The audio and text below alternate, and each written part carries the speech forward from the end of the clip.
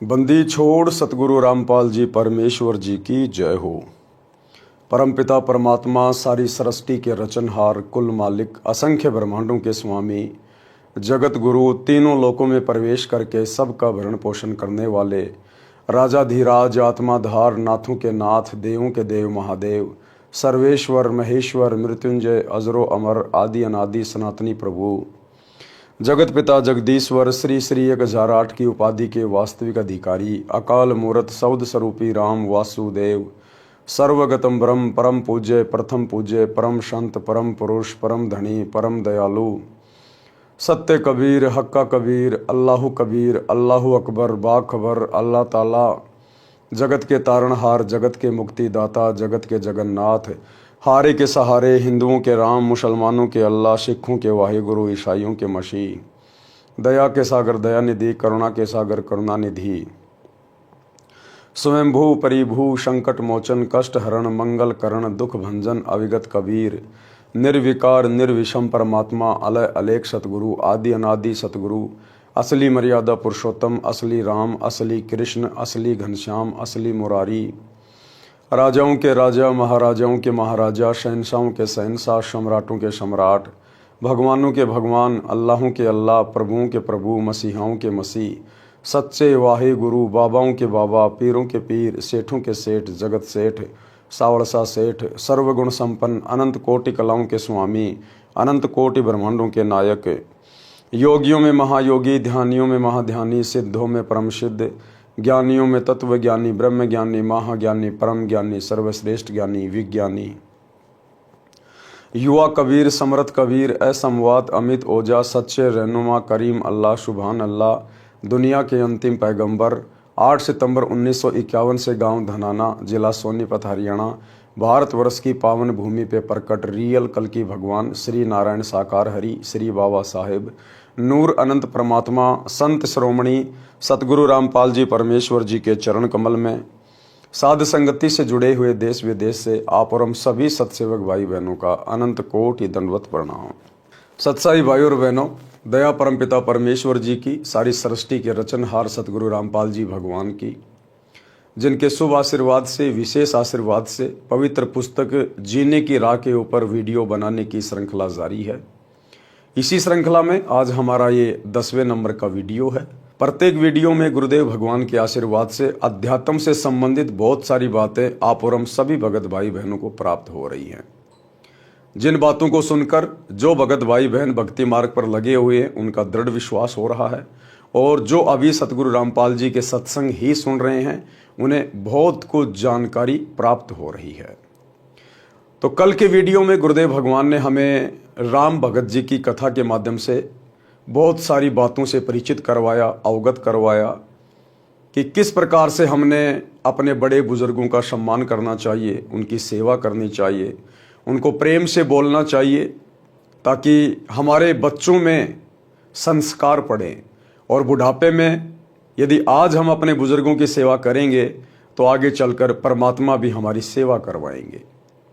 और घर स्वर्ग के समान बन जाता है जब संत का सत्संग घर में चलना शुरू हो जाता है। नाम दीक्षा लेकर सभी भक्ति शुरू कर देते हैं और अपनी आत्मा का कल्याण करवा लेते हैं। तो भाई और बहनों, ये पवित्र पुस्तक जीने की राह, यदि आपने अभी तक इस पुस्तक का पार्ट नंबर 1 नहीं देखा है तो आप जिससे प्रार्थना है पार्ट नंबर 1 से देखना जरूर शुरू करें, क्योंकि पार्ट नंबर 1 इस पुस्तक की भूमिका है, और भूमिका को अच्छे से पढ़े बिना, समझे बिना आगे का वीडियो समझ में आना थोड़ा मुश्किल है। तो आज के वीडियो में हम गुरुदेव भगवान के आशीर्वाद से शुरू करते हैं। पवित्र पुस्तक जीने की राह, पार्ट नंबर 10, पेज नंबर 71। सत्संग से घर की कलह यानी झगड़ा समाप्त होती है, क्योंकि सत्संग से ज्ञान होगा। ज्ञान से हम लोग विचार करेंगे कि हम क्यों लड़ रहे हैं, क्यों झगड़ रहे हैं। 2 दिन का ये जीवन है, कब किसका समय आ जाए कोई भरोसा नहीं है। हम क्यों लड़ रहे हैं, किसके साथ में लड़ रहे हैं, लड़ाई झगड़े से हमें मिलेगा क्या सिवाय टेंशन के। तो सत्संग से फिर आदमी विचार करना शुरू कर देता है। एक माई अपनी पुत्र वधू पर बात बात पर क्रोध करती थी। छोटी छोटी गलतियों को बढ़ा चढ़ाकर अपने पुत्र से कहती, पुत्र अपनी पत्नी को धमकाता। इस प्रकार घर नरक बना हुआ था।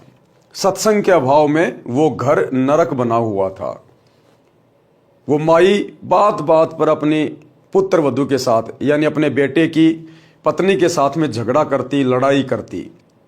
क्योंकि सारा दिन वो क्या करती, आड़ोसी पड़ोसियों के पास में जाती, इधर उधर की बातें करती, भक्ति का कोई नामो निशान नहीं था, सत्संग में जाती नहीं थी, सारा दिन कुविचार मन में आते रहते थे, एक दूसरे की सुनी सुनाई बातें इधर उधर बाईपास करती रहती थी, अपने कर्म फोड़ रही थी। परमात्मा कहते हैं सत्संग में कुतिया भली साकट भली न माँ, वाह बैठी हरी चर्चा सुने वाह निंदा करने जा। परमात्मा कहते हैं सत्संग में ना जाने वाली माँ से वो कुतिया 100 गुना ज्यादा अच्छी है, जो किसी कारण से संतों के सत्संग में बैठी हुई है, आसपास बैठी हुई है, परम संत के वचन उसके कानों में जा रहे हैं।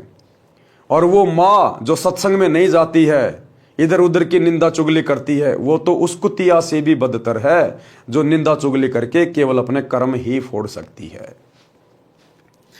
पुत्र वधू अपनी सासू माँ से कभी कभी कहती कि आप सत्संग जाया करो। अपनी पड़ोसन भी जाती है। सासू माँ बोली कि सत्संग में तो आई गई यानी बदचलन स्त्रियां जाती हैं, जिनका संसार में सम्मान नहीं होता, जो अच्छे कुल की नहीं है, हम खानदानी हैं, हमारा क्या काम सत्संग में।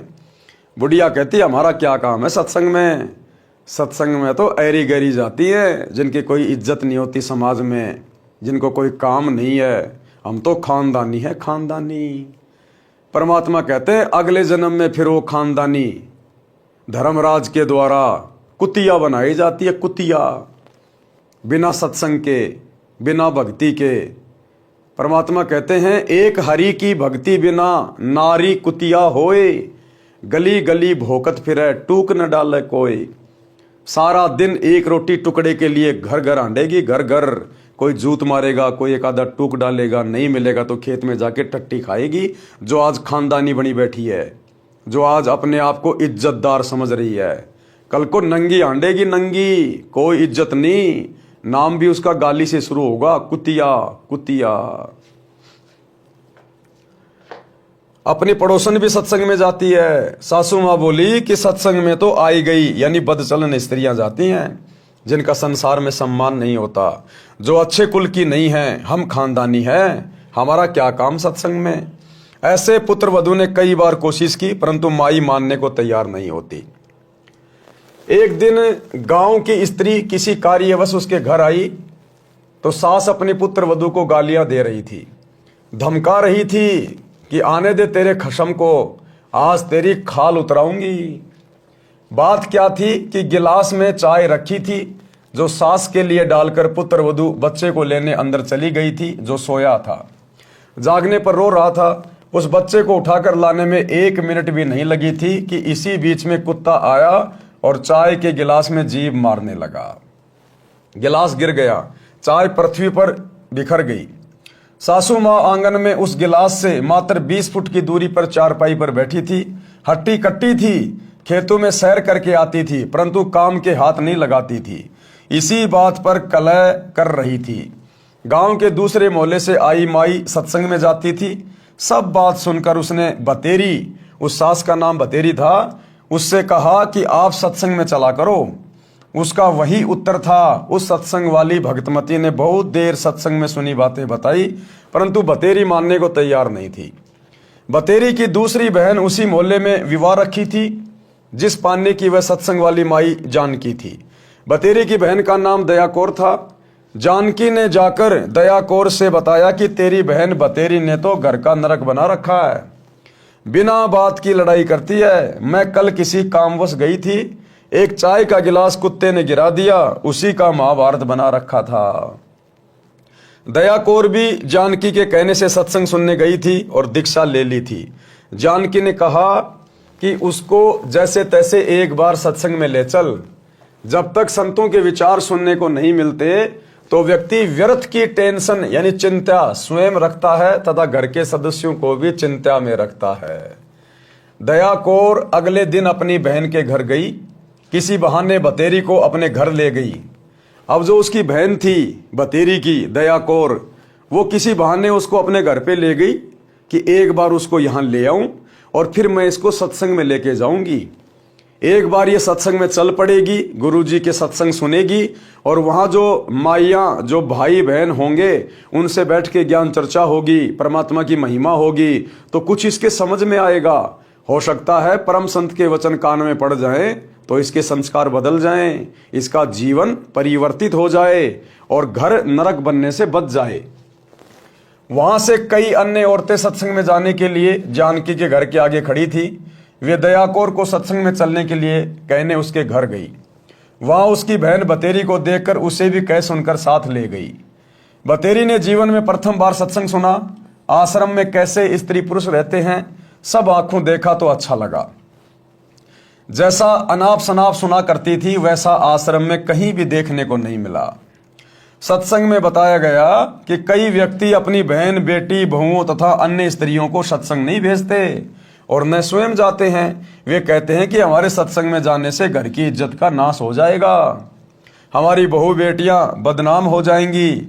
उनको विचार करना चाहिए कि सत्संग में न आने से परमात्मा के विधान का ज्ञान नहीं होता कि भक्ति न करने वाले स्त्री पुरुष अगले जीवन में महान कष्ट भोगते हैं। अब सतगुरु तो सतगुरु ही है। आत्माएं सत्संग में आती हैं। अब परमात्मा को पता है कि कहां चोट करनी है, कैसे ये आत्मा सीधे रास्ते चल पड़ेगी।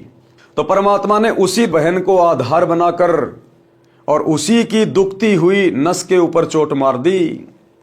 जो बातें वो सोचा करती थी कि सत्संग में तो ऐरी गैरी औरतें जाती हैं, हम तो खानदानी हैं, परमात्मा ने उसी विषय को लेकर सत्संग शुरू कर दिया। सूक्ष्म वेद में बताया है कि जो मनुष्य शरीर प्राप्त करके भक्ति नहीं करते उनको क्या क्या हानि होती है। कबीर हरि के नाम बिना नारी कुतिया होए, गली गली भोकत फिरे टूक न डाले कोई। संत गरीबदास जी की वाणी से, बीबी पड़दे रहे थी ड्योडी लगे थी बाहर, अब गात उगाड़े फिरती है वह बड़ कुतिया बाजार। बीबी पड़दे रहे थी। पुराने समय में ये ठाकुर लोग, राजपूत लोग या वैसे भी जो राजा महाराजा थे, वो अपने घर की औरतों को बाहर नहीं निकलने दिया करते थे। वो उनको पर्दे में रखा करते थे। घर के अंदर काम या तो नौकर करते थे या फिर वो खुद घर के जो पुरुष होते थे वो सारा काम किया करते थे। अपनी औरतों को घर से बाहर नहीं निकलने दिया करते थे, पर्दे में रखते थे, उनको अपने घर की इज्जत माना करते थे। तो परमात्मा कहते बिना सतगुरु की भक्ति के वो पर्दे में रहने वाली बीबी अगले जन्म में मरने के बाद परमात्मा के विधान अनुसार फिर वो पशु योनि में जाती है और फिर वो कुतिया बनती है, कुतिया। तो परमात्मा कहते हैं बीबी पर्दे रहे थी और ड्योडी लगे थी बाहर। बाहर उसके नौकरानी, नौकर वगैरह खड़े रहते थे उसकी सुरक्षा में।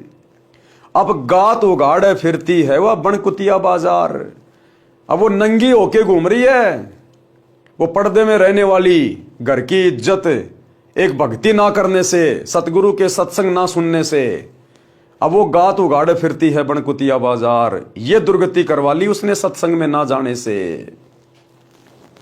वे पर्दे की सुंदरी सुनो संदेशा मोर। परमात्मा कहते हैं वो जो सुंदरियां, घर की इज्जत, वो स्त्रियां जो पर्दे में रहा करती थी, सुनो संदेशा मोर कि उनके बारे में सुन लो मेरी बात। गात उगाड़े फिरती हैं करे सरायों शोर। अब वो नंगी होके कुतिया बन के सरायों में शोर करती है। सराय यानी धर्मशाला।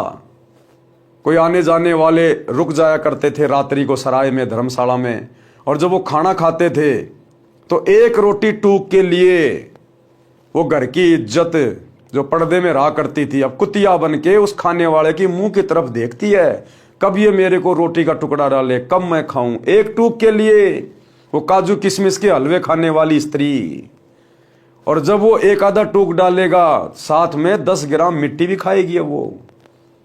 तो सतगुरु के सत्संग ना सुनने से उस जीव ने अपनी कैसी दुर्गति करवा ली। नक बेसर नक पर बनी, पहरे थी हार हमेल, सुंदरी से कुतिया बनी, सुन साहिब के खेल। परमात्मा कहते हैं देखो इस काल के खेल।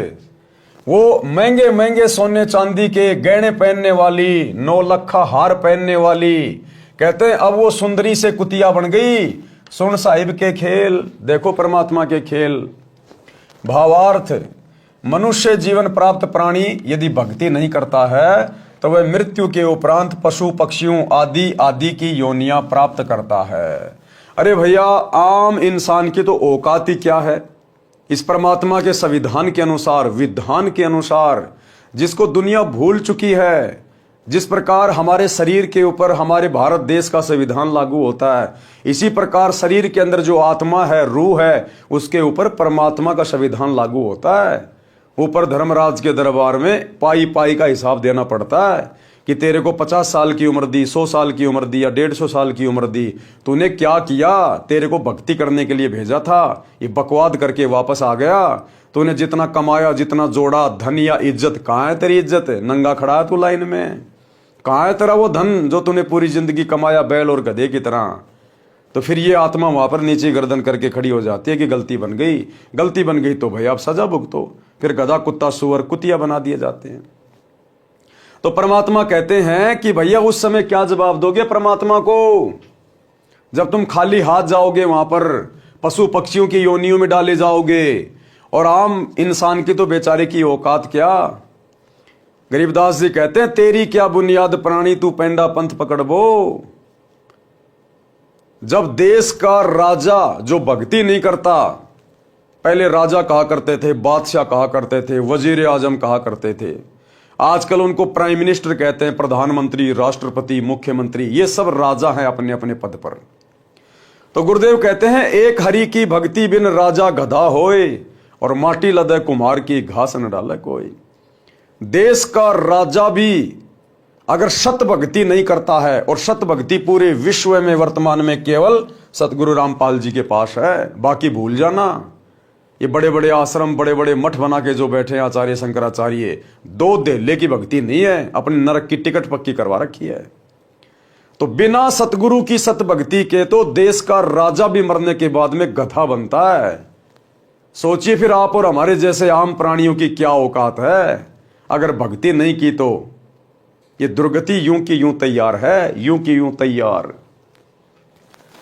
परमात्मा के नाम जाप बिना स्त्री अगले जन्म में कुतिया का जीवन प्राप्त करती है, फिर निवस्त्र होकर नंगे शरीर गलियों में भटकती रहती है। वो घर की इज्जत, वो पर्दे में रहने वाली, सोने चांदी के गहने हार पहन पहन के अपने आप को अति सुंदर मानने वाली, वो घर की इज्जत अब वो नंगी होके कुतिया बन के गली गली में भोंकती हुई फिर रही है एक रोटी टूक के लिए।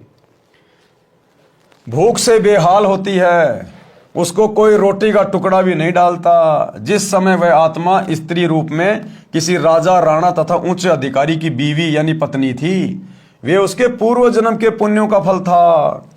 जब उसका मनुष्य जन्म था और वो पर्दे में रहा करती थी, किसी राजा की रानी बनके, किसी बहुत बड़े अधिकारी की पत्नी बनके या ठुकरानी बनके, तो परमात्मा कहते हैं कि वो आत्मा उस जन्म में अपने पिछले जन्म की दान पुण्य की मलाई खा रही थी। अगले जन्म के लिए भक्ति की नहीं, दान पुण्य किया नहीं, संतों के सत्संग में गई नहीं, उसने अपनी दुर्गति करवा ली। अब वो कुतिया बन के घूम रही है राजा की रानी। वे उसके पूर्व जन्मों के पुण्यों का फल था, जो कभी किसी जन्म में भक्ति धर्म आदि किया था, वह सर्व भक्ति तथा पुण्य स्त्री रूप में प्राप्त कर लिए। जैसे आज देश का प्रधानमंत्री है या कोई मुख्यमंत्री है, बहुत बड़ा कोई उद्योगपति है जिसका दुनिया में नाम है, और भक्ति आज वो कर नहीं रहा, और भक्ति भी करता है तो खाली लोक दिखावे की, अपने केवल वोट प्राप्त करने के लिए। किसी मंदिर का उद्घाटन कर दिया, किसी मस्जिद में चला गया, किसी तीर्थ पे चला गया, केवल जनता को खुश करने के लिए। और वो भक्ति भी शास्त्रों के अनुसार नहीं है। ये शास्त्रों में, किसी भी धर्म के धर्म शास्त्र में मूर्तियां बना बना के पत्थर की, सोने की, चांदी की या पीतल की, ये पूजने का आदेश नहीं है। जो मंत्र जाप हमारे धर्मगुरु देते हैं, हरे हरे, राधे राधे, श्याम मिलादे, ओम नमो भागवते वासुदेवाय, जय जय राम, हरे राम, ओम नमः शिवाय, जय जगदीश हरे, ये सब फर्जी है, फर्जी मनमाना आचरण है पूरा। किसी भी धर्मशास्त्र में जो कि प्रमाणित हैं, चारों वेद, गीता जी, कुरान, पुराण, बाइबल, आपको किसी भी धर्म ग्रंथ में इन मंत्रों के जाप करने का कोई उल्लेख नहीं मिलेगा। ये मनमाना आचरण है, मनमाना आचरण है। तो यदि वो देश का राजा, प्रधानमंत्री, मुख्यमंत्री अगर कोई भक्ति भी करता है तो वो भी शास्त्रों के विरुद्ध करता है, तो अगले जन्म में वो सीधा गधे की योनि में जाता है वो राजा। ये परमात्मा का विधान है। तो वर्तमान में वो राजा, वो मुख्यमंत्री, बहुत बड़ा कोई अधिकारी, बहुत बड़ा कोई बिजनेसमैन, कोई बॉलीवुड का हीरो हीरोइन, कोई ये क्रिकेटर, वर्तमान में यदि सतगुरु रामपाल जी की भक्ति नहीं करते हैं तो हमें वो जो ठाठ बाट करते हुए दिखाई दे रहे हैं ना, घूमते फिरते, नाचते गाते, मौज मस्ती करते, राज करते, वर्तमान में वो अपने पिछले मनुष्य जन्म की मड़ाई खा रहे हैं। जब कभी उनका इससे पहले मनुष्य जन्म था स्त्री या पुरुष का, और उन्होंने जो भक्ति की थी, दान पुण्य किया था, मंत्र जाप किए थे, उनका प्रतिफल आज वर्तमान में भोग रहा है। वो दान धर्म किया हुआ तो मिल गया, लेकिन मोक्ष नहीं हुआ, क्योंकि मोक्ष तो सच्चे सतगुरु के शरण में आने से होगा। अब वर्तमान में भक्ति वो कर नहीं रहा तो अगले जन्म में क्या मिलेगा? अगर अगला जन्म उसको मिलेगा मनुष्य का, तो बीच में 84 लाख योनियां भोगनी पड़ेंगी, एक लंबा चक्कर काट के आना पड़ेगा गधे कुत्ते सुअर बनने का। 84 लाख प्रकार की योनियां, सुनने में छोटा शब्द है, लेकिन एक गधे का जीवन देख लो कितना कष्टमय, कितना दुखदायी होता है। तो कहते वो राजा फिर अगले जन्म में पशु योनि में जाएगा, जो आज हमारे को बहुत बड़ा पावरफुल दिखाई दे रहा है। चाहे भारत का हो, चाहे अमेरिका का हो, चाहे किसी भी देश का हो, परमात्मा के दरबार में प्रधानमंत्री गिरी नहीं चलती, ये राष्ट्रपति गिरी नहीं चलती, ये नेतागिरी केवल यही चलती है जब तक उसके पुण्य हैं। और जिस दिन यहां भी उनके पुण्य खत्म हो जाते हैं, पिछले जन्मों की भक्ति कमाई जब समाप्त हो जाती है, तो यहां भी उनकी दुर्गति होती है। उनका हेलीकॉप्टर क्रैश हो जाता है, विमान उनका क्रैश हो जाता है, एक्सीडेंट में मारे जाते हैं, बीमारी में मारे जाते हैं। सब कुछ पाप और पुण्य के आधार से चलता है।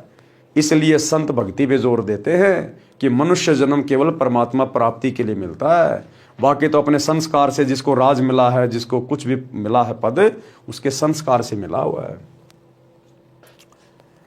वह आत्मा ऊंचे घराने की बहु बेटियां थी, उस समय पर्दों में रहती थी, काजू किशमिश डालकर हलवा तथा खीर खाती थी। उनका जूठा छोड़ा हुआ नौकरानियां खाती थी। उनको सत्संग में नहीं जाने दिया जाता था, क्योंकि वे उच्च घरानों की बहुएं तथा बेटियां थी। घर से बाहर जाने से बेइज्जती मानती थी। बड़े घरों की इज्जत इसी में मानी जाती थी कि बहु बेटियां का पर्दे में घर में रहना उचित है। इन कारणों से वह पुण्यात्मा सत्संग विचार न सुनने के कारण भक्ति से वंचित रह जाती थी। उस मानव शरीर में वह स्त्री गले में 9-9 लाख रुपए के हमेल हार पहनती थी, नाक में सोने की नाथ पहनती थी। उसी हार श्रृंगार में अपना जीवन धन्य मानती थी। भक्ति ना करने से वे अब कुतिया का जीवन प्राप्त करके नंगे शरीर गलियों में एक एक टुकड़े के लिए तरस रही होती हैं। शहर में पहले सराय यानी धर्मशाला होती थी, यात्री रात्रि में उनमें रुकते थे। जैसे आजकल हाईवे पे होटलें होती हैं, बड़े बड़े ढाबे होते हैं, ऐसे पहले के समय में राजा महाराजा सराय बना दिया करते थे, जिनको धर्मशाला कहा करते थे, जिनमें यात्री रात्रि में रुका करते थे। यात्री रात्रि में उनमें रुकते थे, सुबह भोजन खाकर प्रस्थान करते थे। वह पर्दे में रहने वाली सुंदर स्त्री कुतिया बनकर धर्मशाला में रुके यात्री का डाला टुकड़ा खाने के लिए धर्मशाला में भोगती है। रोटी का टुकड़ा धरती पर डाला जाता है, उसके साथ कुछ रेत मिट्टी भी चिपक जाती है। वह सुंदरी जो काजू किशमिश युक्त हलवा खीर खाती थी, भक्ति नहीं करती थी, उस रेत मिट्टी युक्त टुकड़े को खा रही है। यदि मनुष्य शरीर रहते सहते पूरे संत से नाम लेकर भक्ति कर लेती तो ये दिन नहीं देखने पड़ते। और पूरा संत वर्तमान में केवल एक है, सतगुरु रामपाल जी। बाकी जितने भी संत हैं ये सब नकली हैं। भले आपको उनके सत्संगों में प्रधानमंत्री जाता दिखाई दे, मुख्यमंत्री जाता दिखाई दे, बड़ी बड़ी सेलिब्रिटी वहां पर जाती हुई दिखाई दे, उनको दंडवत प्रणाम करती हुई दिखाई दे, उनके पास में भक्ति के नाम पर कख भी नहीं है, कख भी, 0/0। खुद भी नरक में जाएंगे, अपने फॉलोवर को भी नरक में लेके जाएंगे। सत भक्ति पूरे विश्व में केवल सतगुरु रामपाल जी के पास है। एक बार थोड़ी हिम्मत करके जेब से मोबाइल निकाल कर यूट्यूब पर जाकर सर्च करें, सृष्टि रचना सतगुरु रामपाल जी, धीरे धीरे सुनना शुरू करें एक बार। अन्यथा परमात्मा अपने कर कमल से जो हमें लिख कर दे रहे हैं, ये बीतेगी फिर हमारे साथ में। बड़े बड़े घराने की औरतें, बड़े बड़े अधिकारी, जो काजू किशमिश के हलवे खाया करते थे, बड़ी बड़ी पार्टियों में जा जा के शराब पिया करते थे, अच्छा अच्छा 20 प्रकार का खाना खाया करते थे, लेकिन एक भक्ति ना करने से, और वो भी सच्ची भक्ति ना करने से, अगले जन्म में गधे कुत्ते बनकर उनको दुर्गतियों का सामना करना पड़ता है, नंगे हारना पड़ता है, नंगे। अब वो इज्जत कहाँ गई, वो ऐशो आराम कहाँ गए, वो पार्टियां कहाँ गई। अब पार्टियों में झूठी पत्तल चाट रही है वो, जो पर्दे में रहा करती थी, काजू किशमिश खाया करती थी। इसलिए गुरुदेव भगवान कहते हैं, यदि अपनी दुर्गति करवाने से बचना चाहते हो तो समय रहते सत्संग सुनना शुरू कर दो, सच्चे सदगुरु की शरण में आ जाओ, अन्यथा ये दुर्गति चाहे भिखारी हो चाहे राजा हो, अगले जन्म में बिल्कुल तैयार है। इसी संदर्भ में परमात्मा हमें एक कथा सुना रहे हैं, पुल्लोबाई की नसीहत। पुल्लोबाई एक साध्वी थी, जैसे कि मीराबाई थी, ऐसे ही एक साध्वी थी, परमात्मा की भक्ति करती थी, और एक राजा ने उससे नाम उपदेश ले लिया था। उसकी कथा गुरुदेव भगवान हमें यहां पर लिख कर दे रहे हैं। हमने क्या शिक्षा लेनी है। एक राजा ने पुल्लोबाई के ज्ञान विचार सुने, बहुत प्रभावित हुआ। उस राजा की 3 रानियां थी। राजा ने अपनी रानियों को पुल्लोबाई के विषय में बताया। राजा ने कई बार पुल्लोबाई भगतनी की, अपनी रानियों के सामने प्रशंसा की। अपने पति के मुख से अन्य स्त्री की प्रशंसा सुनकर रानियों को अच्छा नहीं लगा, परंतु कुछ बोल नहीं सकी। उन्होंने भगतमती पुल्लोबाई को देखने की इच्छा व्यक्त की। राजा ने पुल्लोबाई को अपने घर पर सत्संग करने के लिए कहा, तो पुल्लोबाई ने सत्संग करने की तिथि तथा समय राजा को बता दिया। अब राजा तो धार्मिक विचारों वाला था, वो तो पुल्लोबाई की प्रशंसा इसलिए करता था क्योंकि उसने उससे उपदेश ले रखा था, और वो उसके ज्ञान की प्रशंसा किया करता था, ना कि उसकी सुंदरता की। लेकिन रानियों को यह लगता था कि वो जरूर हमसे भी ज्यादा सुंदर है, इसलिए राजा बार बार उसकी प्रशंसा कर रहा, जो उनको अच्छा नहीं लगता था। तो रानियों ने एक दिन विचार करके राजा से कहा कि हम उस पुल्लोबाई को देखना चाहते हैं जिसकी आप इतनी प्रशंसा करते हो। रानियों ने देखा कि हम कितनी सुंदर हैं और कैसे कैसे सोने चांदी के गहने पहन रखे हमने, हमारे से भी ज्यादा सुंदर होगी क्या। लेकिन संतों की, भक्तों की सुंदरता भक्ति में होती है, दान धर्म में होती है, अच्छे आचरण में होती है। सोने चांदी से कोई सुंदरता नहीं होती है। ये तो उन रानियों के अपने विचार थे, बिना सत्संग के। तो एक दिन राजा ने पुल्लोबाई से प्रार्थना की, तो पुल्लोबाई ने सत्संग करने का टाइम फिक्स कर दिया कि फला फला दिन मैं परमात्मा के आशीर्वाद से आपके घर पर ज्ञान चर्चा के लिए आऊंगी। तो रानियां बड़ी प्रसन्न हुई कि अब देखेंगे उस पुल्लोबाई को कितनी क्या सुंदर है। और जिस दिन वो पुल्लोबाई आई, उस दिन रानियों ने और ज्यादा हार श्रृंगार मेकअप वगैरह कर लिया कि हमसे भी ज्यादा सुंदर है क्या वो। फिर पुल्लोबाई उनको अंत में क्या नसीहत देती है, क्या उनको सलाह देती है। उन्होंने भगतमती पुल्लोबाई को देखने की इच्छा व्यक्त की। राजा ने पुल्लोबाई को अपने घर पर सत्संग करने के लिए कहा, तो पुल्लोबाई ने सत्संग की तिथि तथा समय राजा को बता दिया। सत्संग के दिन रानियों ने अति सुंदर तथा कीमती वस्त्र पहने तथा सब आभूषण पहने, अपनी सुंदरता दिखाने के लिए कोई कसर नहीं छोड़ी। रानियों ने सोचा था कि पुल्लो बहुत सुंदर होगी। भगतमती पुल्लो राजा के घर आई। उसने खद्दर का मैला सा वस्त्र धारण कर रखा था, हाथ में माला थी, चेहरे का रंग भी साफ नहीं था।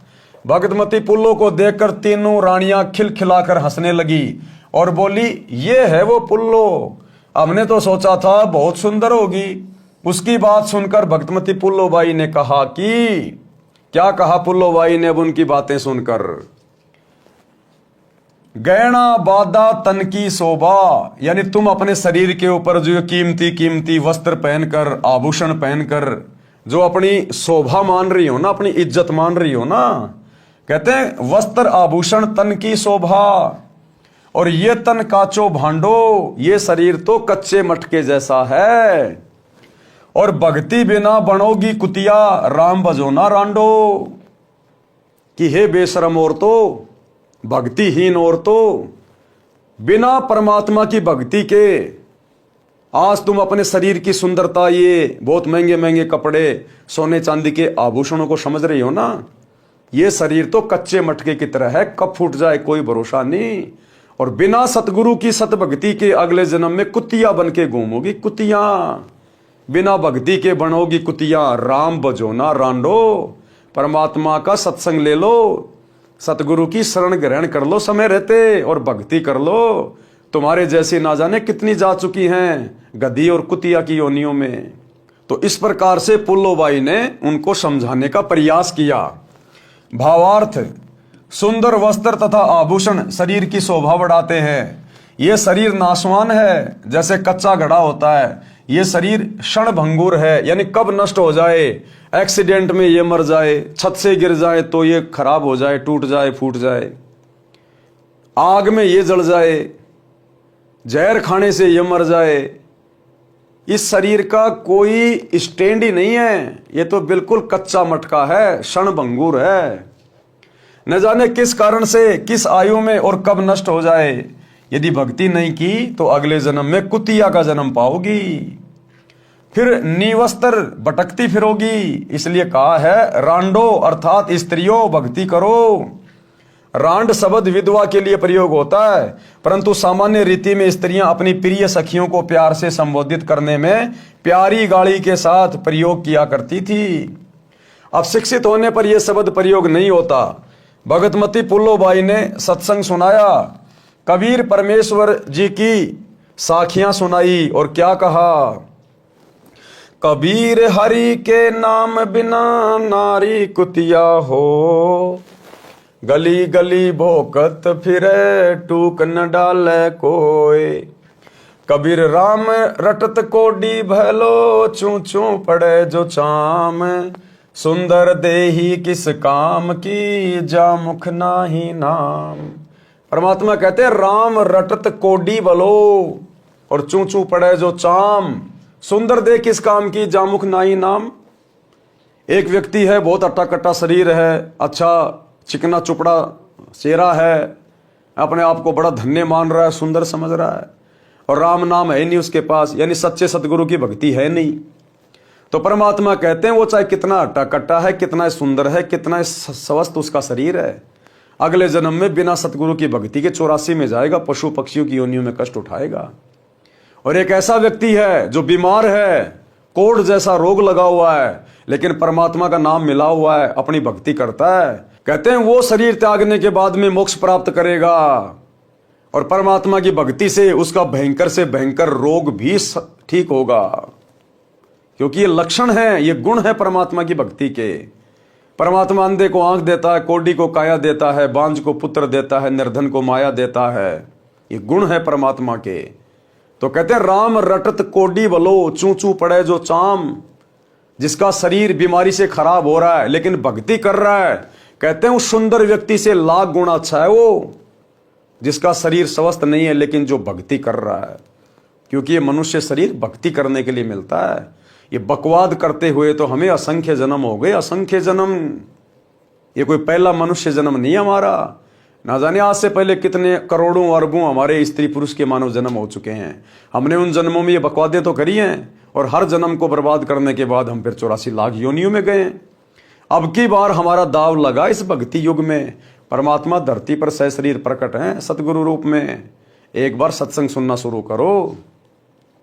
तो परमात्मा कहते हैं राम रटत कोडी भलो, चू चू पड़े जो चाम, सुंदर दे किस काम की, जा मुख नाही नाम। कबीर नहीं भरोसा देही का, विणस जावे छिन्न माही, श्वास उसास में नाम जपो और यतन कछु नाई। परमात्मा कहते हैं ना जाने ये तुम्हारा शरीर कब छूट जाएगा, इसका कोई भरोसा नहीं है। लिखा हुआ नहीं है कि तू 40 साल जिएगा, 50 साल जिएगा। परमात्मा के कागजों में तो लिखा है, लेकिन तुम्हें नहीं पता इस बात का। इसलिए अपनी मृत्यु को अति निकट समझकर, संतों के सत्संग सुनकर, ज्ञान से परिचित होकर उनके शरण लेके अपनी आत्मा का कल्याण कराओ। नहीं भरोसा देही का, ये विनस जाए छिन माही, 1 सेकंड नहीं लगती कब ये मर जाएगा, एक्सीडेंट में, भूकंप में, बीमारी से। कहते हैं श्वास ऊ श्वास में नाम जपो और यतन कछु नाई। सतगुरु तुम्हें जो मंत्र दीक्षा देगा उसको श्वास ऊ श्वास से जपो, यानी सतगुरु जो विधि बताएगा उस विधि से भक्ति करो, मंत्रों का जाप करो, तब इस मनुष्य जन्म का कोई फायदा है। कबीर श्वास ऊ श्वास में नाम जपो, व्यर्थ श्वास मत खो, ना जाने इस श्वास को आवन हो के न होए। गरीब सर्व सोने की लंका थी, रावण से रणधीरम, एक पलक में राज्य गया जम के पड़े जंजीरम। कि वर्तमान में तुम्हारी औकात क्या है, हम हैं क्या, हैसियत क्या है। मालिक कहते हैं मर्द गर्द में मिल गए, जिनको वास्तु में हम लोग मर्द कह सकते हैं, जो वास्तु में ताकतवर थे, बलवान थे, जिनके पास में धन था, पावर थी, रावण जैसे, कंस जैसे, हिरण्यकशिपु जैसे। कहते मर्द गर्द में मिल गए, वो भी मिट्टी में मिल गए, बिना सतभक्ति के, बिना सतगुरु की सत्संगति के। मर्द गर्द में मिल गए रावण से रणधीरम, कंस केश चानोर से हिरणाकुश बलवीरम। कहते हैं तुम्हारी तो औकात क्या है, वर्तमान में 5-5 फुट के, 6-6 फुट के, 6.5 फुट के, पता नहीं क्या समझने लग जाते हैं अपने आप को। रावण की 150 फुट की हाइट थी, 150 फुट की। रोजाना 100 जोटों का मांस खाता था, 100 मटके दारू के पीता था रावण। अब ये बातें तुम्हारे समझ में कम आएंगी। एक बार सतगुरु के सत्संग सुनना शुरू करो, तब पता चलेगा इस दुनिया में कैसे कैसे बलवान होके जा चुके हैं। भीम द्वापर युग में, जिसमें 10,000 हाथियों जितनी पावर थी।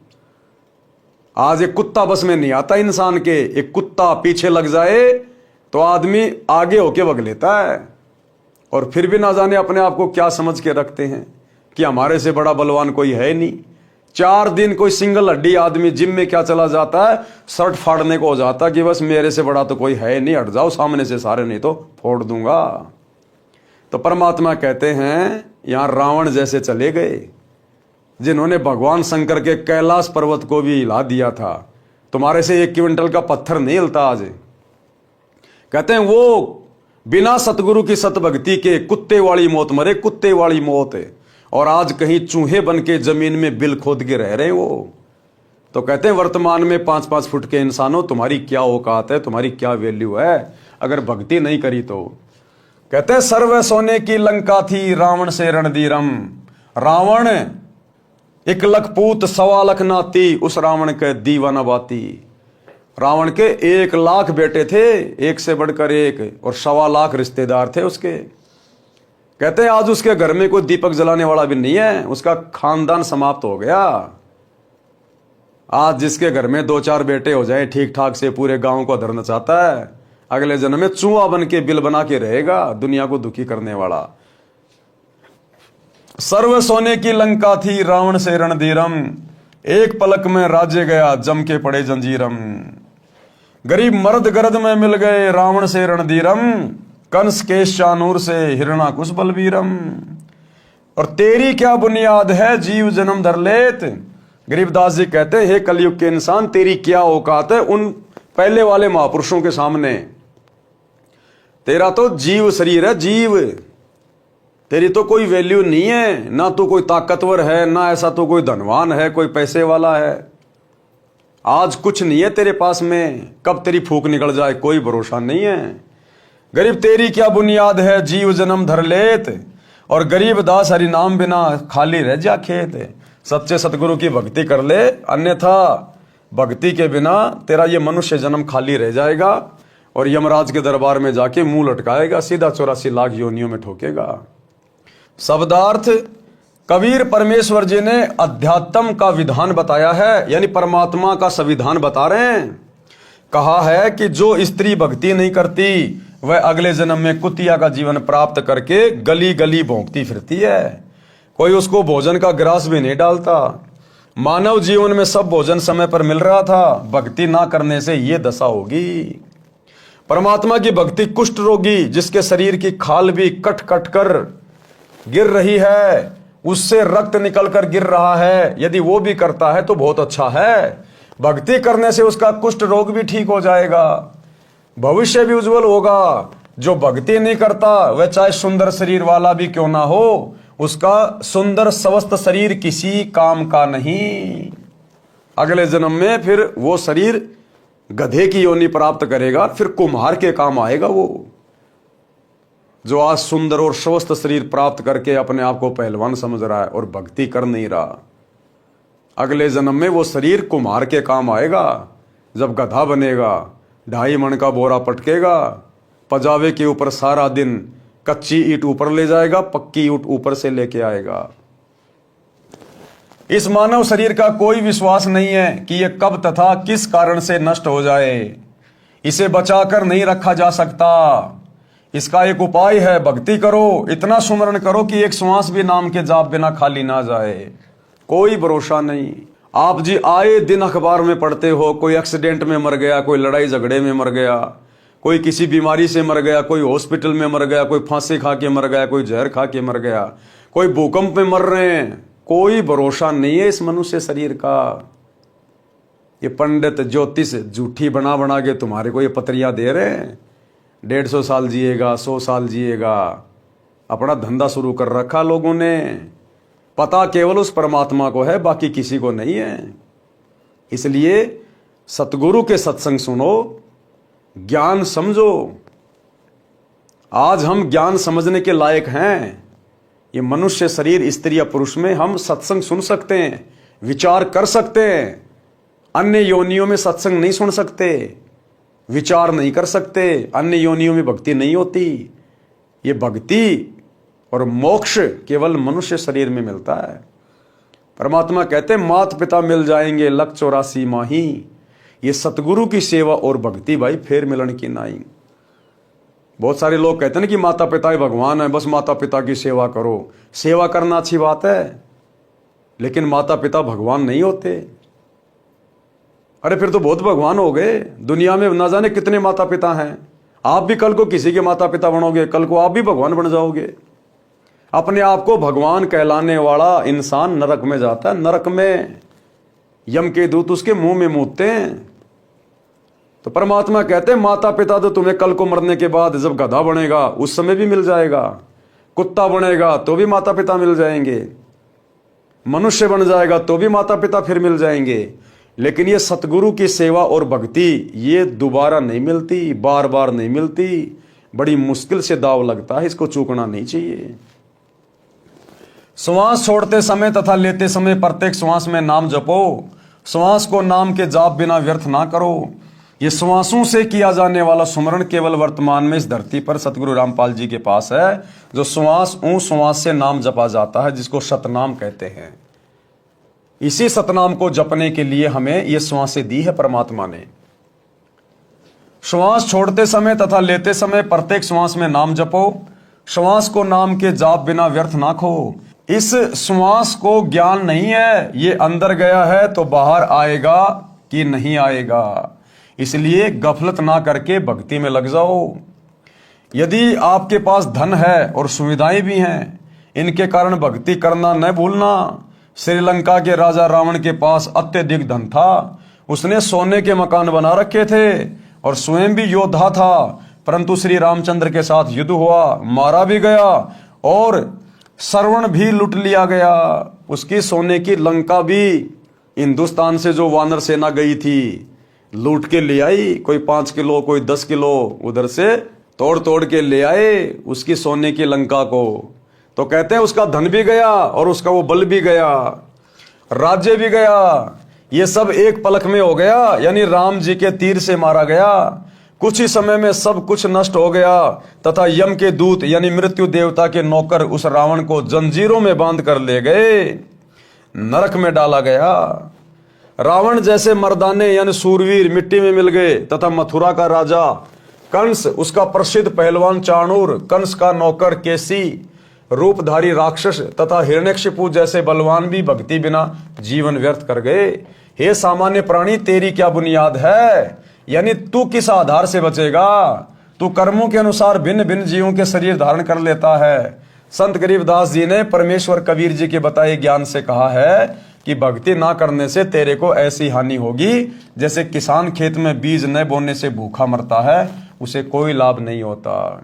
जिस प्रकार किसान खेत में बीज ना बोने से भूखा मरता है, उसी प्रकार मनुष्य शरीर में जो भक्ति का बीज नहीं बोता, सच्चे सतगुरु की शरण में नहीं आता, वो उसी प्रकार से अगले जन्मों में फिर महाकष्ट उठाएगा। भगतनी पुल्लों ने इस संसार की वास्तविकता बताई तथा भक्ति बिना होने वाले कष्ट बताए। छोटे से राज्य के टुकड़े को प्राप्त करके आप इतना गर्व कर रहे हो, ये व्यर्थ है।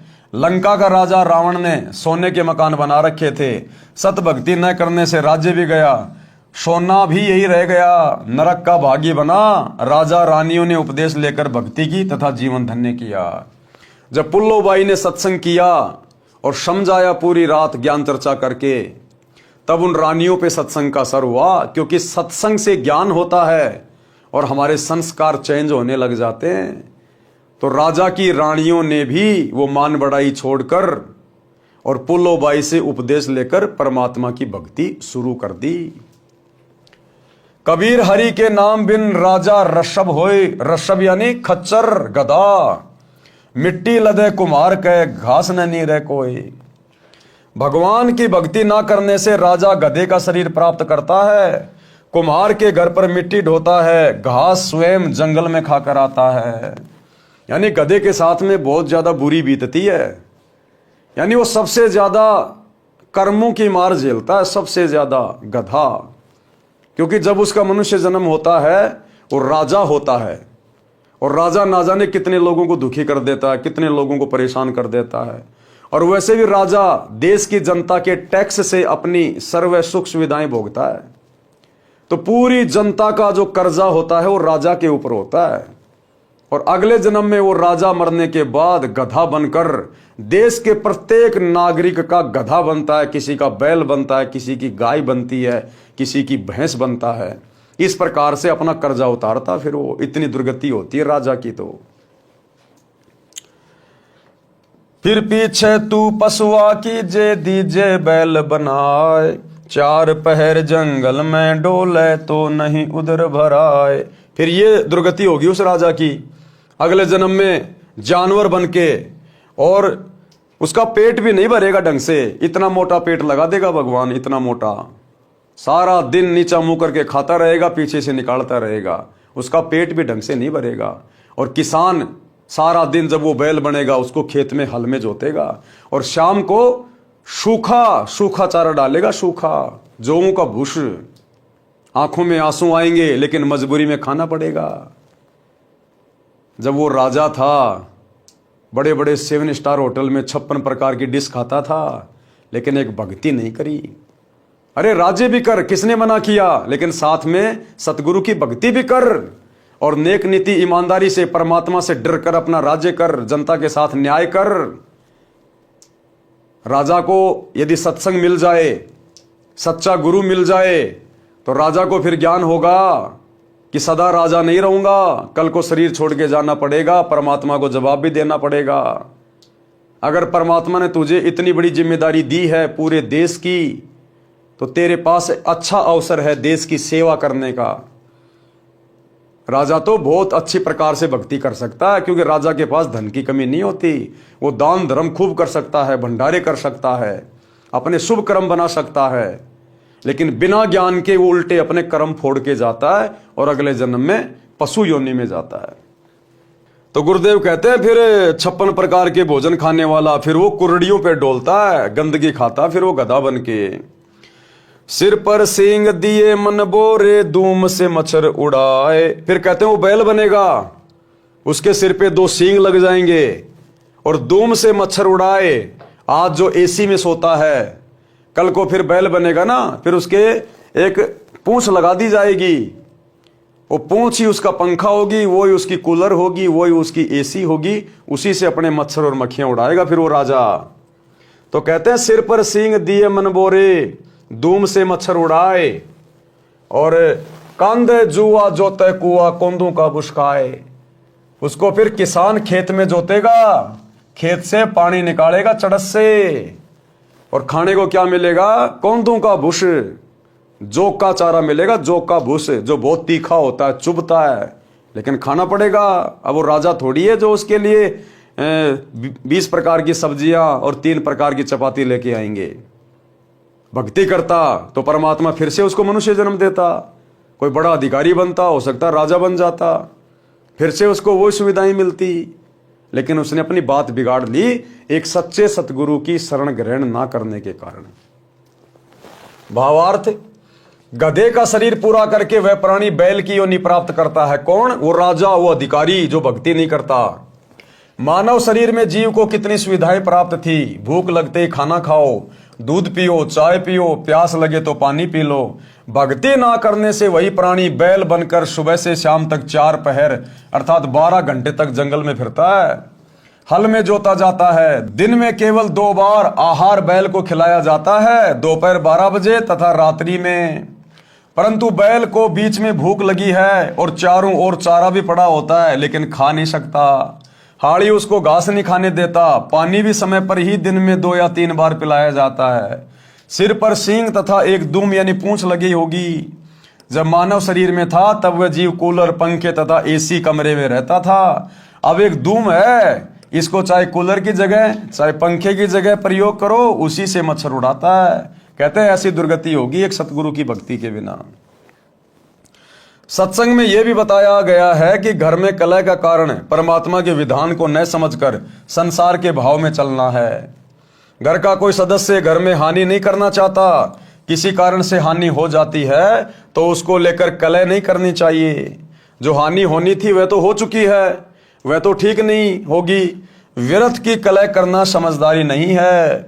लेकिन ये विचार तो भाई और बहनों उस समय उत्पन्न होंगे जब हम सच्चे सतगुरु की शरण में आके सत्संग सुनना शुरू करेंगे कि भैया जानबूझ के कोई घर में नुकसान नहीं करना चाहता, ना सास, ना बेटा, ना बेटे की बहू। जानबूझ के कोई हानि नहीं करेगा अपने घर में। जो होनी होती है वो हो गई, अब वो ठीक तो हो नहीं सकती। अब व्यर्थ में झगड़ा करके, लड़ाई करके तुम घर में अशांति पैदा कर सकते हो। लेकिन ये विचार आएंगे सत्संग में जाने से, सत्संग सुनने से। और जो सत्संग नहीं सुनता वो क्या करेगा सारा दिन? घर की औरतें क्या करेंगी? 24 घंटे तो घर में रहती नहीं है। आड़ोस पड़ोस में औरतों के साथ जाएंगी, बड़ी बुढ़ियों के पास बैठेंगी, वो ना जाने कहाँ कहाँ की बातें बताएंगी। उसकी बहू ऐसी, उसकी सास ऐसी, वो निकम्मी है, वो ऐसी है, उसने ये कर दिया, उसने वो कर दिया। फिर वैसी बातें वो बुढ़िया शाम को अपने घर पे आके अपने पुत्र वधू के साथ करेगी, उसके साथ में लड़ाई झगड़ा करेगी। आप जी कहीं काम धंधा करते हैं, मजदूरी करते हैं, ऑफिस में काम करते हैं, आपको वो ही अपने यार दोस्त 10-12 घंटे आपके संपर्क में रहेंगे, इधर उधर की व्यर्थ की बातें करेंगे। तो सत्संग के बिना इंसान में सुविचार उत्पन्न नहीं हो सकते, और सुविचार उत्पन्न हुए बिना घर में लड़ाई झगड़ा ही रहेगा। व्यर्थ का वाद विवाद किसी न किसी बात को लेके उत्पन्न हो ही जाएगा। जो हानि होनी थी वह तो हो चुकी है, वह तो ठीक होनी नहीं। व्यर्थ की कलह करना समझदारी नहीं है। जिससे गलती से कोई हानि हो जाती है तो उसे कहना चाहिए, हे बेटा बेटी, माता पिता या सास बहू, ये जो हो गया यह अपने भाग्य में नहीं था, आपने जानबूझकर तो किया नहीं है। इस बात से घर में शांति कायम रहती है। कलह में काल निवास करता है, लड़ाई झगड़े में कौन निवास करता है? काल। भूत प्रेतों का उस घर में डेरा होता है। जिस घर में सतगुरु का सत्संग नहीं, सतगुरु की शरण नहीं, उस घर में भूत प्रेतों का निवास होता है। और वही भूत प्रेत एक दूसरे में प्रेरणा करके सास बहू में, बेटा बाप में, वो भूत प्रेत ही उस घर में लड़ाई झगड़ा करवाते हैं। और जिस दिन आप सतगुरु की भक्ति ले लोगे, सतगुरु से उपदेश ले लोगे, वो भूत प्रेत कभी झांकेंगे भी नहीं उस घर की तरफ, कभी झांक कर भी नहीं देखेंगे। इतनी पावरफुल है सतगुरु की भक्ति, केवल सतगुरु रामपाल जी की भक्ति, अन्य की नहीं। अन्य तो खुद ही भूत है। वो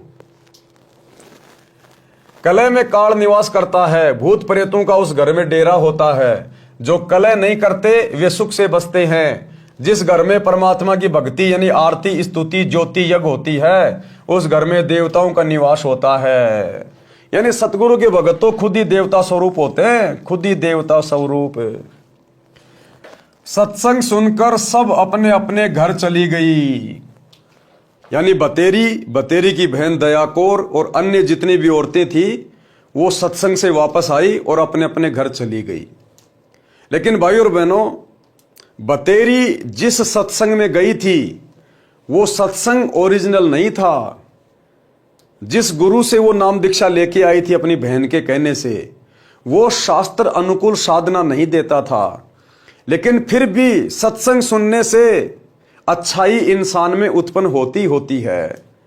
और जो बतेरी की जो बेटे की बहू थी पुत्र वधू, उसने सही गुरु से नाम उपदेश ले रखा था, जो गुरु शास्त्र अनुकूल साधना करवाता था।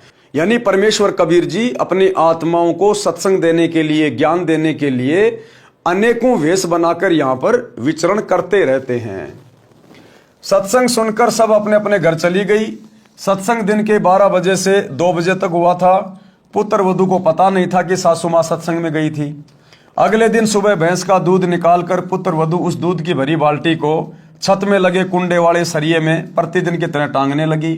उसे लगा कि बाल्टी टंग गई, परंतु सरिये के उल्टी ओर बाल्टी का कड़ा लगा था। पुत्र वधू ने सोचा कि ठीक लगा है और बाल्टी छोड़ दी।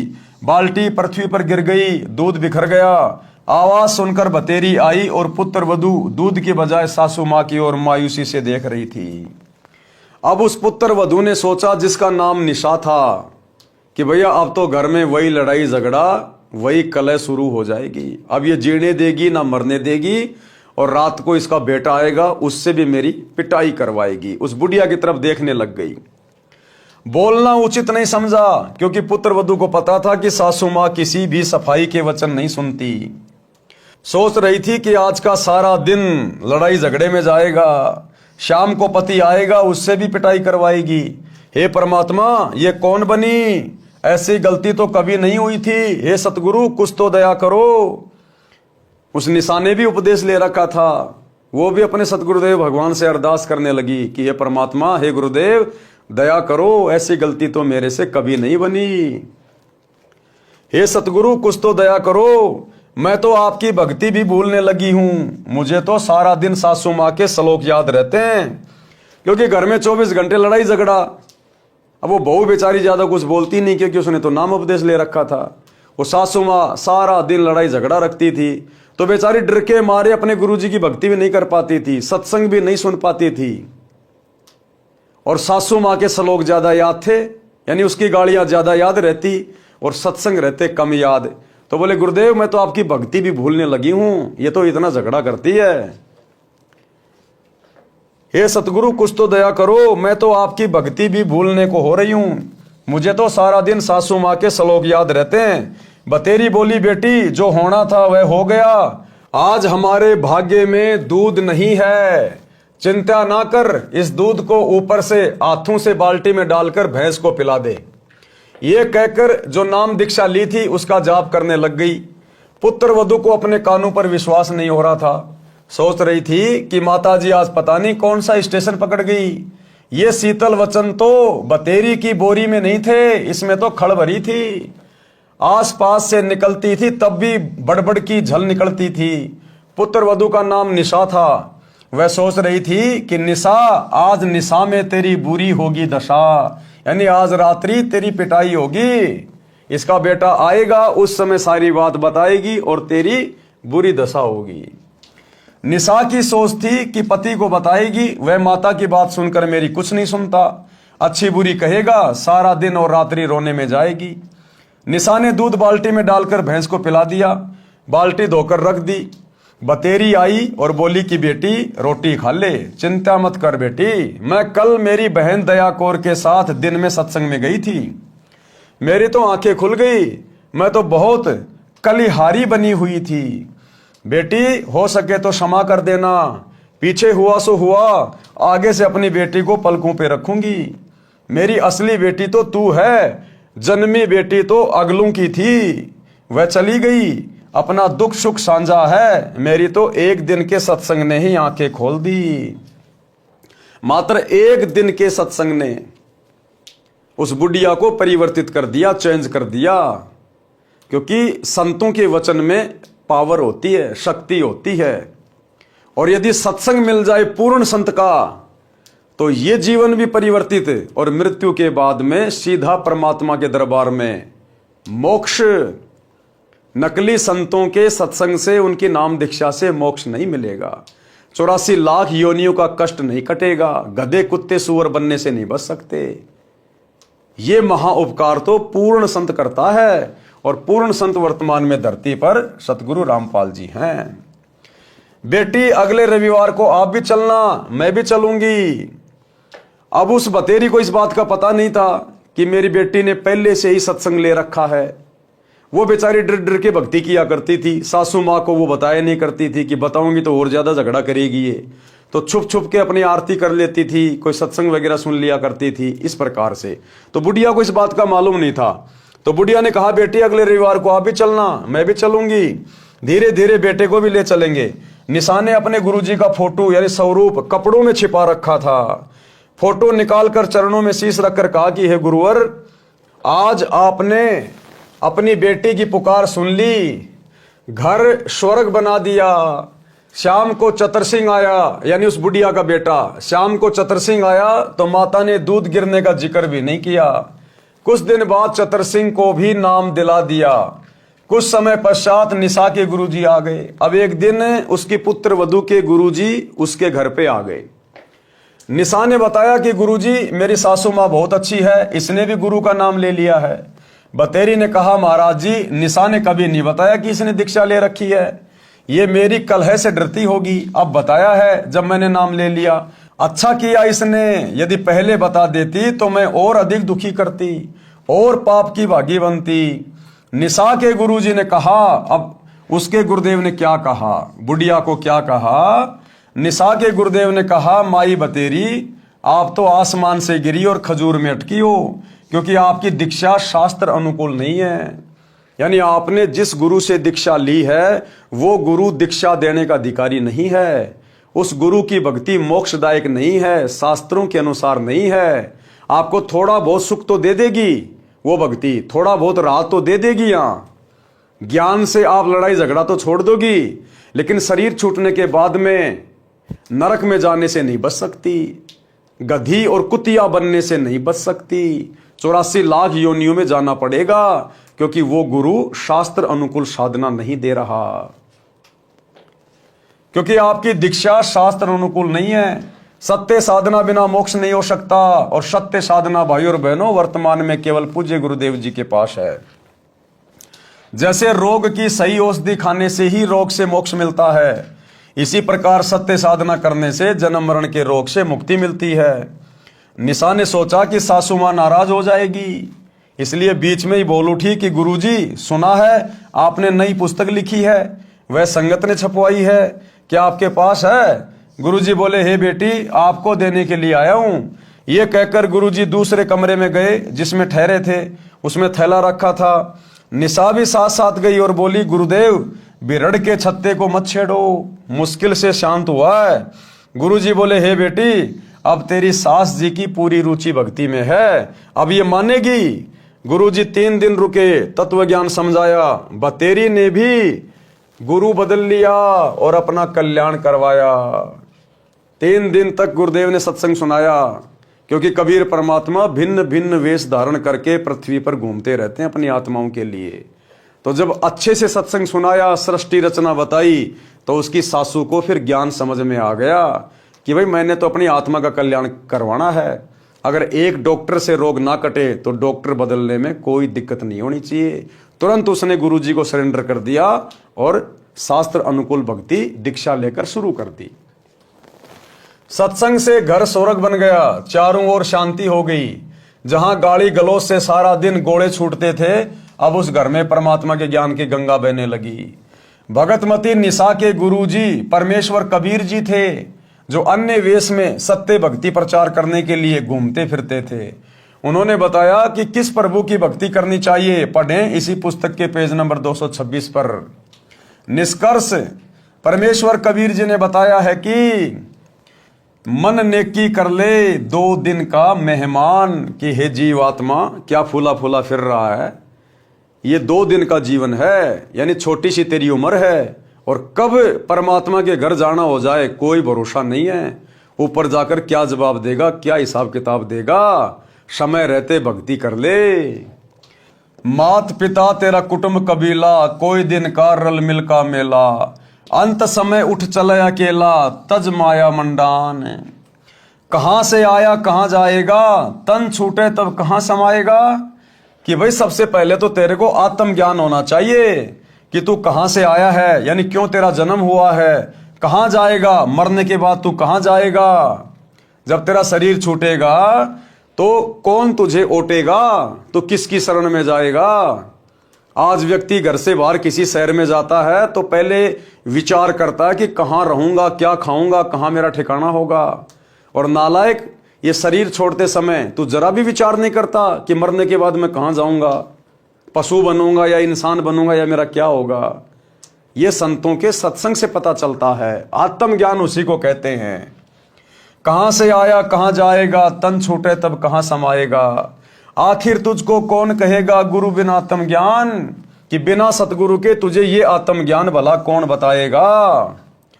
कौन तुम्हारा सच्चा साई, झूठी है ये सकल सगाई। चलने से पहले सोच रे भाई, कहां करेगा विश्राम। रहट माल पन घट जो भरीता, आवत जात भरे कर रीता। जुगन जुगन तू मरता जीता, करवा ले रे कल्याण। लख 84 की सह तरासा, ऊंच नीच घर लेता बाशा। कहे कबीर सब मिटाऊं राशा, कर मेरी पहचान। यानी सतगुरु रूप में जब परमात्मा आता है तो कहते हैं पहचान कर ले सत्संग सुन के, तेरा सदा सदा का ये जन्म मरण का झंझट मिटा दूंगा तेरा। भावार्थ, परमेश्वर कबीर जी ने अपने मन को संबोधित करके हम प्राणियों को सतर्क किया है कि इस संसार में 2 दिन का यानी थोड़े समय का मेहमान है। इस थोड़े से मानव जीवन में आत्मज्ञान के अभाव से अनेकों पाप इकट्ठे करके अनमोल मानव जीवन नष्ट कर जाता है। धन कमाने की विधि तो संसार के व्यक्ति बता सकते हैं, परंतु गुरुदेव जी के बिना आत्मज्ञान यानी जीव कहां से आया, मनुष्य जीव का मूल उद्देश्य क्या है, सतगुरु धारण किए बिना यानी दीक्षा लिए बिना जीव का मानव जन्म नष्ट हो जाता है। ये बात गुरु जी के बिना कोई नहीं बताएगा। चाहे पृथ्वी का राजा भी बन जा, परंतु भविष्य में पशु जन्म मिलेगा। जन्म मरण का चक्कर गुरु जी के ज्ञान व दीक्षा मंत्र बिना समाप्त नहीं हो सकता। जब तक जन्म मरण का चक्कर समाप्त नहीं होता तो बताया है कि ये जीवन अरहट का कुआं लोई, यागड़ बंध्या है सब कोई। कीड़ी कुंजर और अवतारा, अरहट डोर बंधे कई बारा। भावार्थ, जैसे रहट के कुएं में लोहे की चक्री लगी होती है, उसके ऊपर बाल्टियों की चैन वेल्ड की जाती है, उसको रहट कहा जाता था। पहले बैल या ऊंट से चलाते थे, जैसे कोल्लू बैल ऊंट से चलाते हैं, पहले अधिक चलाते थे। रहट की बाल्टियां नीचे कुएं से पानी भरकर लाती हैं, ऊपर खाली हो जाती हैं। यह चक्कर सदा चलता रहता है। इसी प्रकार पृथ्वी रूपी कुएं से पाप तथा पुण्यों की बाल्टी भरी, ऊपर स्वर्ग नरक में खाली की। इस प्रकार जन्म मरण के चक्कर में जीव सदा रहता है। आज इंसान बन गए, जैसे भी भक्ति की, दान पुण्य किया, शरीर छोड़ने के बाद ऊपर गए, थोड़े बहुत जो पुण्य थे, जो भक्ति थी, उसके प्रतिफल में थोड़े बहुत दिन हमारे को स्वर्ग में बैठा दिया जाएगा। वो कमाई खर्च होते फिर हमारे को नरक में ठोक दिया जाएगा, क्योंकि हमारे पाप कर्म ज्यादा होते हैं बिना सतगुरु की भक्ति के। नरक का समय पूरा होगा, फिर पृथ्वी पर 84 लाख योनियों में पशु पक्षियों के शरीर में कष्ट भोगने के लिए डाल दिया जाएगा। तो परमात्मा कहते हैं ये चक्कर तेरा सदा चलता रहेगा। 84 के बाद फिर तेरे को एक मनुष्य जन्म मिलेगा, फिर उस मनुष्य जन्म में तू इसी प्रकार से परिवार के पोषण में, बच्चों के लालन पालन में, 2 रोटी कमाने में, भक्ति कभी की कभी नहीं की, मरने के बाद फिर गधा कुत्ता। कहते ये अरहट का कुआं, अरहट का चक्कर तेरा सदा चलता ही रहेगा। इसको सतगुरु के बिना कौन समाप्त करेगा, कोई नहीं कर सकता। ऊपर के शब्दों में यही समझाया है कि संसार में परिवार धन सब त्याग कर एक दिन अकेला चला जाएगा, फिर कहीं अन्य स्थान पर जन्म लेकर यही क्रिया करके चला जाएगा। यदि आप घर से किसी अन्य शहर में जाते हैं तो जाने से पहले निश्चित करते हो कि कहां जाएंगे, उसके बाद कहां विश्राम करेंगे, परंतु संसार छोड़कर जाते हो तो कभी विचार नहीं करते कि कहां विश्राम करोगे। हे जीव, 84 लाख प्रकार के प्राणियों के शरीरों में प्रताड़ना सहन करता है, मरता जीता नए प्राणी का जीवन प्राप्त करता है। कभी राजा बनकर उच्च बन जाता है, कभी कंगाल बनकर नीच कहलाता है। परमात्मा कबीर जी समझा रहे हैं कि अवतारगण राम कृष्ण आदि आदि भी सत्य साधना न मिलने के कारण जन्म मरण के चक्कर में पड़े हैं। अब बताओ, ब्रह्मा विष्णु महेश ये भी जन्म मरण के चक्कर में हैं। राम श्री कृष्ण ये अवतार, ये पीर पैगंबर, ये भी जन्म मरण के चक्कर में हैं और इस जन्म मरण के चक्कर से निकालने की एकमात्र शत भक्ति वर्तमान में सतगुरु रामपाल जी के पास उपलब्ध है। इन सभी बातों पे विचार करके, गौर करके, कुछ दिन यूट्यूब पर इनके सत्संग सुन के भाई और बहनों जल्द से जल्द दीक्षा प्राप्त कर लो, यानी सतगुरु की शरण प्राप्त कर लो, नहीं तो बुरी बनेगी। और गुरुदेव कह रहे सत्य साधना मेरे पास है, हे प्राणी तू मेरे को पहचान, मैं समर्थ परमात्मा हूं, मैं तेरा जन्म मरण का सर्व झंझट समाप्त कर दूंगा। तो भाई और बहनों कहते हैं सकल पदार्थ है जगमाही, कर्म हीन नर पावत नाई। जिसके भाग्य में नहीं होता है वो उस अनमोल वस्तु को प्राप्त नहीं कर सकता। लेकिन आज इस पृथ्वी पर जितने भी मानव शरीरधारी प्राणी हैं, स्त्री पुरुष हैं, उन सब का भाग्य उत्तम है, अति उत्तम, क्योंकि आज सतगुरु धरती पे प्रकट हैं। आपको वो अनमोल वस्तु सहज में उपलब्ध है जिसके लिए हमें 84 लाख योनियां भोगने के बाद ये मनुष्य चोला मिला है, स्त्री या पुरुष का। तो आज हम किसी को भी निर्भाग नहीं कह सकते हैं। हाँ, निर्भाग तो वो होगा जो शरीर के छूटने से पहले सतगुरु की भक्ति किए बिना धर्मराज के दरबार में चला जाएगा। उससे बड़ा निर्भाग्य प्राणी फिर संसार में और कोई नहीं। तो भाई और बहनों जेब से मोबाइल निकालो, यूट्यूब पे जाके सर्च करो सृष्टि रचना सतगुरु रामपाल जी, एक बार सत्संग सुनना शुरू करो, ज्ञान से ही ज्ञान होगा। आप बच्चे को स्कूल में क्यों भेजते हो? ज्ञान कराने के लिए। आपको पता है कि बच्चा पढ़ाई नहीं करेगा तो इसका भविष्य अंधकार में होगा।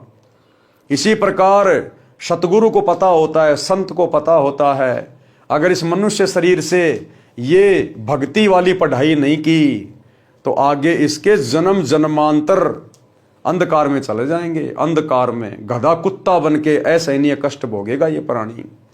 इसलिए संत परमार्थी होते हैं, उन्हें हमसे कोई स्वार्थ नहीं है। संत परमार्थी होते हैं, निस्वार्थ भाव से अपना कार्य करते हैं। तो सत्संग सुनकर अपने जीवन को धन्य करें। तो भाई और बहनों आज के वीडियो में केवल इतना ही। कल रात्रि 8 बजे सभी भाई बहन आगे के वीडियो के लिए दास के फेसबुक पेज पवन दास इस लाइव के ऊपर लाइव जुड़िए। तब तक गुरुदेव भगवान हम सबको आज्ञा दे, इजाजत दे, सद्बुद्धि दे, आशीर्वाद दे। बंदी छोड़ सतगुरु रामपाल जी भगवान की जय हो। भाई जो गुरु बचन पे डट गे, कट गे फंद 84 के, कट गे फंद 84 के, कट गे फंद 84 के। भाई जो गुरु बचन पे डट गे, कट गे फंद